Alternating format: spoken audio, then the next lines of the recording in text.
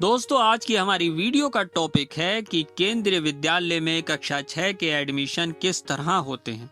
आज की वीडियो में हम पूरी जानकारी लेकर आए हैं जो आपको कक्षा 6 ही नहीं बल्कि और भी कक्षाओं के एडमिशन में हेल्प करेगी, मदद करेगी कि किस तरह आप एडमिशन ले सकते हैं। वीडियो को आखिर तक जरूर देखें। दोस्तों, विगिन हेल्प चैनल पर आपका स्वागत है। वीडियो शुरू करने से पहले मैं आपसे एक बात कहना चाहता हूँ। बहुत सारे माता पिता वीडियो को पूरा नहीं देखते और वही सवाल जिसका जवाब उस वीडियो में ही मौजूद होता है, वीडियो को पूरा ना देखने की वजह से वो पूछते रहते हैं। देखिए, सवाल पूछने में कोई हर्ज नहीं है, आप बार बार पूछें, मगर उससे पहले वीडियो को पूरा ज़रूर देख लिया करें। ऐसे बहुत सारे डाउट्स होते हैं जो आपके खुद मन में भी नहीं होते, उनके भी सवाल आपको मिल जाते हैं। चलिए वीडियो शुरू करते हैं। आजकल पूरी दुनिया बहुत मुश्किल हालात से गुजर रही है और लोग अपनी जान बचाने के लिए घरों में कैद होने को मजबूर हैं। प्रशासन के प्रयासों और लोगों के सहयोग से हिंदुस्तान में हालात धीरे धीरे सामान्य होने के संकेत मिल रहे हैं। इसी वजह से सभी स्कूल कॉलेज भी बंद है। मतलब लॉकडाउन चल रहा है तो उसकी वजह से पूरे देश के स्कूल कॉलेज सभी बंद हैं। सामान्य तौर पर कक्षा 2 से लेकर कक्षा 9 तक के दाखिले अप्रैल में शुरू हो जाते हैं, क्योंकि इस सत्र में अभी तक किसी भी कक्षा में दाखिले शुरू नहीं हुए हैं और उसकी वजह आप सभी जानते हैं, वो है देश भर में लॉकडाउन, जिसकी वजह से सभी स्कूल बंद हैं। उम्मीद की जा रही है कि मई से शायद लॉकडाउन खुल जाए तो केंद्रीय विद्यालय संगठन दाखिलों को लेकर कोई सर्कुलर जारी कर दे। कक्षा 2 से लेकर कक्षा 9 तक के दाखिलों की प्रक्रिया कक्षा 1 के दाखिलों के बाद शुरू होती है। कक्षा 6 के दाखिले ऑफलाइन होते हैं। ऑफलाइन का मतलब ये होता है कि आपको स्कूल जाना होता है और वहां जाकर आपको पता करना होता है, यानी आप अपने एरिया के स्कूल जाएंगे। वहां पर आप पहले ये पता करेंगे कि क्या इस स्कूल में कक्षा 6 के लिए कोई सीट खाली है या नहीं। अगर सीट मौजूद है तभी आप रजिस्ट्रेशन और आवेदन कर सकते हैं। अगर सीट अवेलेबल नहीं है तो आप एडमिशन के लिए अप्लाई नहीं कर सकते। इसलिए सबसे पहले आपको पता करना होगा कि एडमिशन के लिए कोई सीट खाली है या नहीं।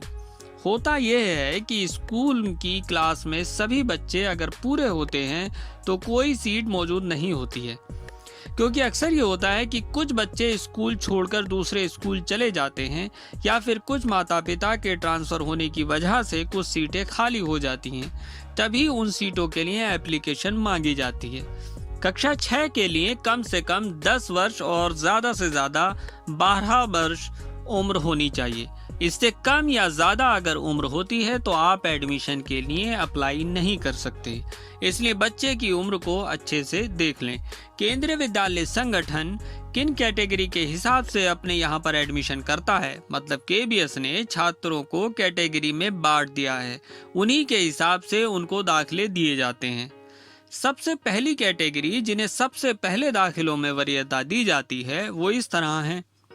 नंबर 1, केंद्रीय सरकार के अंतर्गत नौकरी करने वाले कर्मचारियों के बच्चे। नंबर 2, पूर्व सैनिकों के बच्चे। और नंबर 3, विदेशी राष्ट्रीय अधिकारियों के बच्चे जो कि भारत में आए हैं या भारतीय सरकार द्वारा आमंत्रित किए गए हैं, मतलब बुलाया गया है। इन सभी को दाखिलों में पहली वरीयता दी जाएगी, मतलब इनके दाखिले सबसे पहले किए जाएंगे। अब बात करते हैं दूसरी कैटेगरी की।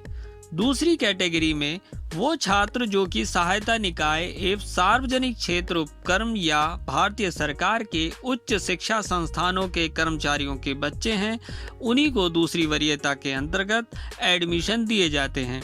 तीसरी कैटेगरी होती है जिसमें राज्य सरकार के कर्मचारियों के बच्चे शामिल हैं। भारत में रह रहे विदेशी नागरिकों के बच्चे जो व्यक्तिगत या सरकारी कार्य के लिए भारत में रुके हैं, उन्हें भी तीसरी कैटेगरी में एडमिशन दिया जाता है। और एक कैटेगरी होती है RTE, मतलब राइट टू एजुकेशन, शिक्षा का अधिकार।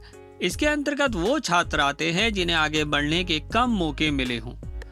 SC, ST, EWS, OBC इस कैटेगरी में आते हैं। अब बात करते हैं कक्षा 6 के दाखिले के लिए क्या क्या डॉक्यूमेंट आपको चाहिए होंगे। नंबर 1, बर्थ सर्टिफिकेट, आयु प्रमाण पत्र।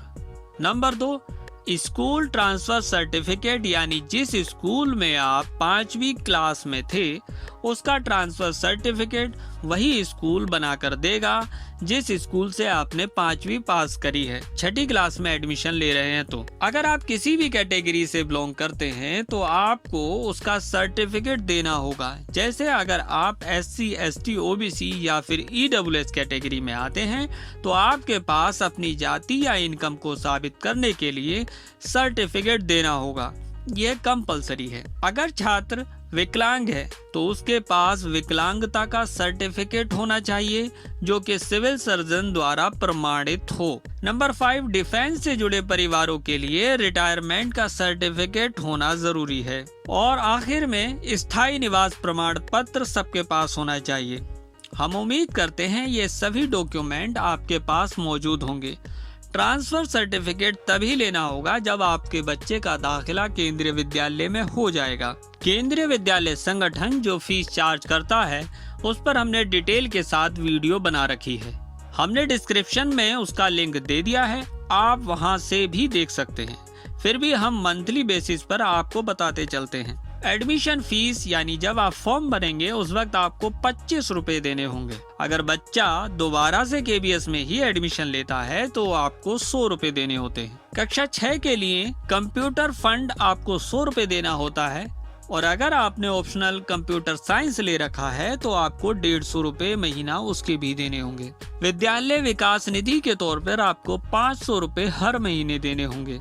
ये 1 महीने की फीस जो जमा करनी होगी वो हमने आपको बताई है और ये फीस 2019 के आधार पर बताई गई है।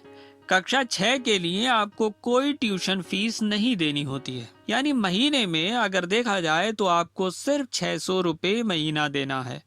अगर आपने कंप्यूटर साइंस लिया है तभी आपको वो 150 रुपए और एक्स्ट्रा पेड करने पड़ेंगे और अगर 3 महीने की बात की जाए तो कुल मिलाकर आपको 1800 रुपए 3 महीने के लिए फीस जमा करानी होती है। हमने पूरी कोशिश की है ये वीडियो आपके काम की हो। अगर हम अपनी कोशिशों में सफल हुए हों या नहीं, आप हमें कमेंट बॉक्स में जरूर लिखें।